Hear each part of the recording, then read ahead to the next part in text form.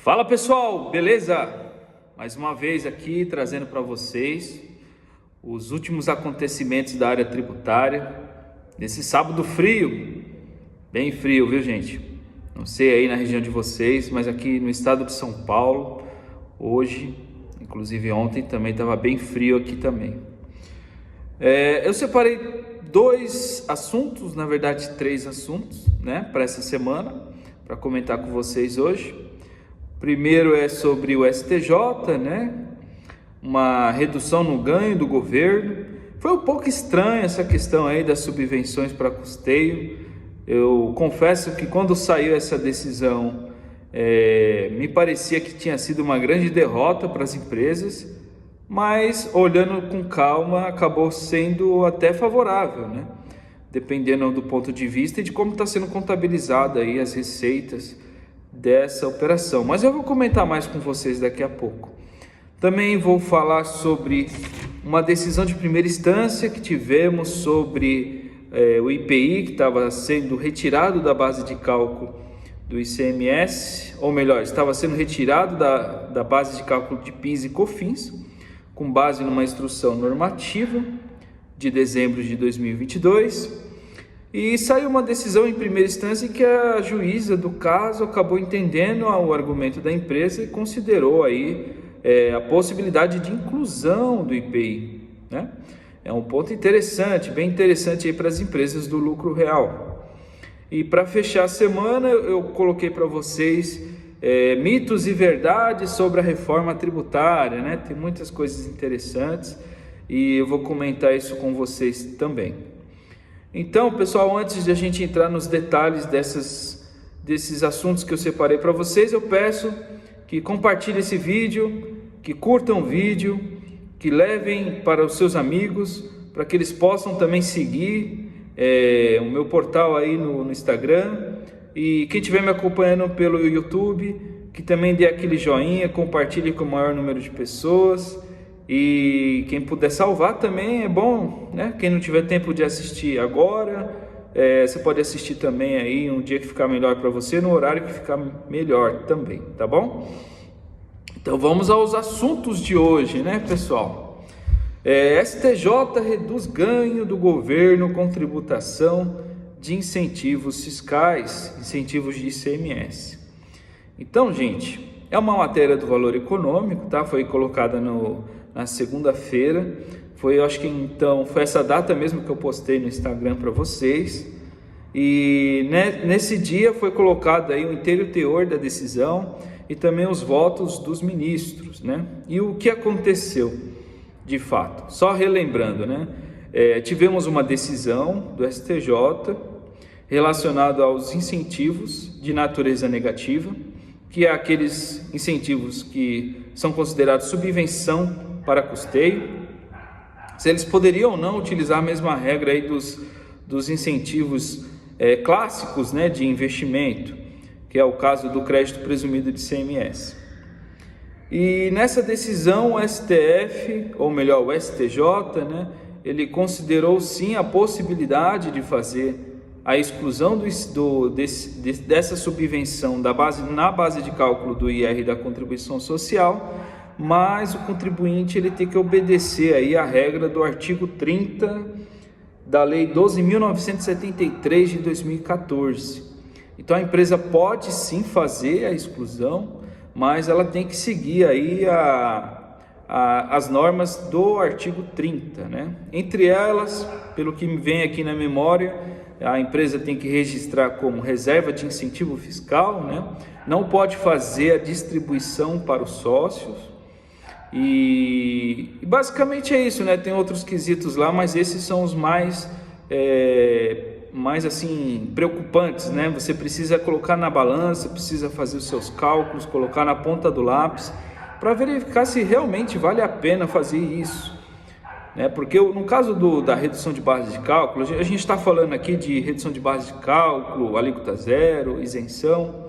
Eles não são tão fáceis assim de serem registrados na contabilidade, e acredito que muitas empresas aí no Brasil acabam não fazendo isso, né? Então, para você conseguir fazer esse controle, vai te dar um pouco de trabalho, vai ser algumas horas aí da contabilidade e também de estudos internos para você conseguir fazer isso. E outra coisa, você não vai poder mais distribuir essa receita ou esse lucro no final do exercício para os sócios. Você tem que destinar como uma reserva de incentivos fiscais, e essa reserva só vai ser utilizada para esse fim mesmo, né? Para você reinvestir na empresa, para a expansão e o crescimento do negócio. Então tem que pensar bem se vale a pena. A outra parte positiva é que você vai reduzir aí a base de cálculo do imposto de renda e vai acabar pagando menos por isso, tá certo? Então esse é um ponto.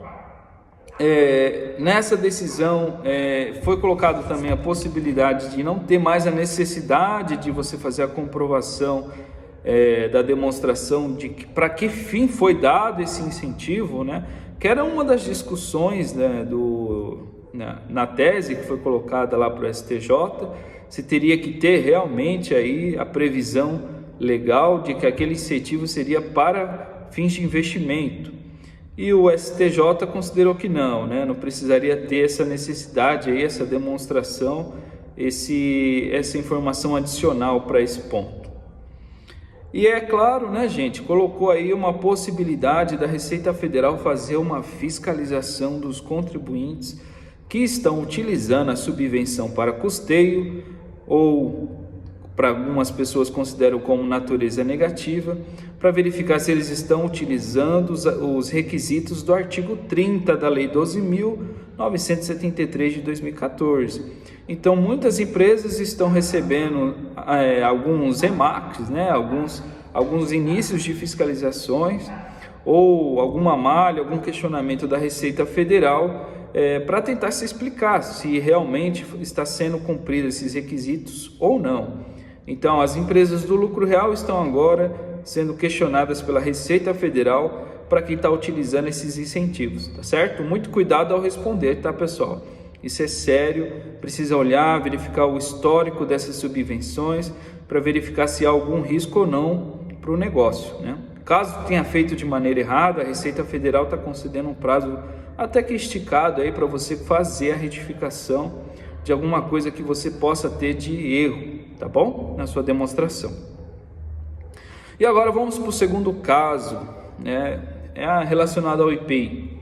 IPI não recuperável deve compor a base de cálculo dos créditos de PIS e COFINS, decide juíza. É uma decisão de primeira instância.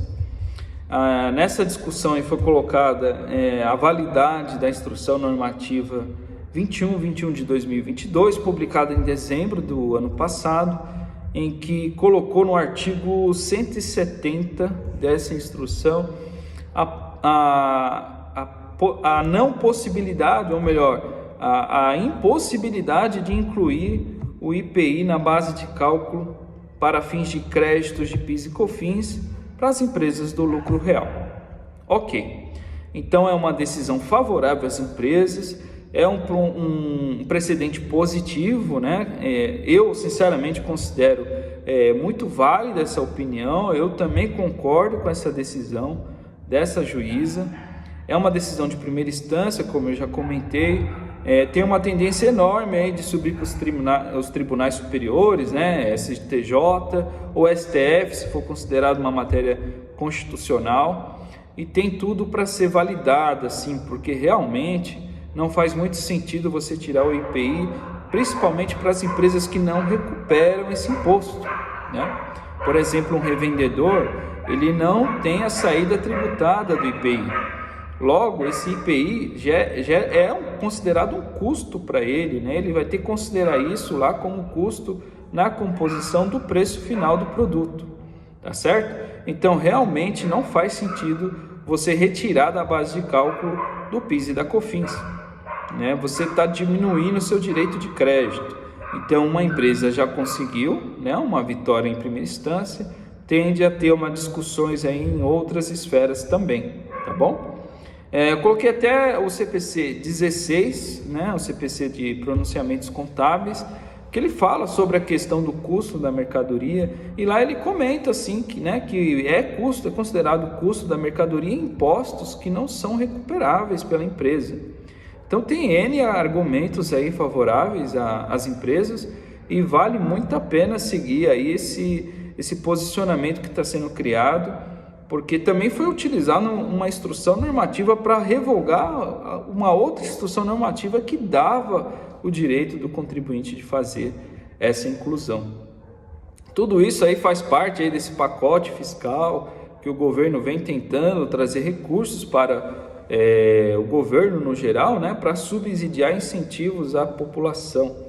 Mas a receita do bolo é sempre a mesma, né? Vamos aumentar os tributos, vamos trazer aí talvez aí uma arrecadação superior para você não fechar no vermelho, né? Então esse é um ponto, mas a gente está aqui para fiscalizar isso, e se for ilegal, né? Se a gente conseguir argumentos favoráveis para as empresas, a gente tem que se defender sim. Realmente é totalmente válido essa posição, tá bom, pessoal? E para fechar, eu coloquei para vocês mitos e verdades da reforma tributária, né? Tem 2 pontos ali que eu acho muito interessante, que é a questão do Simples Nacional, se vai ser revogado ou não. O governo não tem intenção nenhuma de excluir o Simples Nacional, então ele permanece sim, e realmente no texto das 2 propostas lá que foram colocadas, que o governo está apoiando inclusive, não tem a necessidade da retirada do Simples Nacional. Então você que é do Simples Nacional, fique tranquilo, você permanece sim nesse regime, que é um regime simplificado, que é um regime que traz uma carga menor aí para você iniciar o seu trabalho, entendeu? Então você não vai ser prejudicado. Para quem tem filiais aí na Zona Franca de Manaus, a mesma coisa. Eles não pretendem, pelo menos nesse momento, alterar regimes aí relacionados ou excluir incentivos fiscais para as empresas que estão instaladas na Zona Franca de Manaus. Então você que tem aí um projeto aprovado, fique tranquilo, pelo menos por enquanto você não será afetado. Entretanto, gente, a gente sabe que os regimes especiais que são concedidos por outros estados, principalmente na região Nordeste, Espírito Santo, Minas Gerais, Santa Catarina, há uma possibilidade sim da perca desse incentivo com a reforma tributária, né? Porque ele está muito embasado no ICMS e existe aí a tal famosa guerra fiscal que é uma das formas de tentar resolver essa guerra fiscal, é a reforma tributária. Então a gente ainda não sabe como vai ficar esses incentivos, se vai ter aí a sua revogação de imediato, se vai ter um prazo. A gente sabe que existe um prazo de maturação aí da nova lei, né, do novo IVA. Ele vai ficar aí por um tempo nas 2 sistemáticas, né, o sistema antigo com o sistema novo. Então há a possibilidade de você ter aí seu incentivo fiscal, pelo menos por um tempo, mas tudo indica que ele vai ser revogado. Mas, como tudo muda na área tributária, gente, eu não costumo cravar nada sem encontrar uma lei. Inclusive a lei pode ser alterada, né? Isso é que é engraçado. Mas é muito divertida a nossa área é muito dinâmica e eu pretendo trazer novidades para vocês aí nos próximos dias, tá bom? Então é isso, pessoal, esses são os 3 assuntos desse sábado super frio que eu resolvi parar aqui para trazer para vocês um resumo, tá bom? Um grande abraço, um bom final de semana, até mais!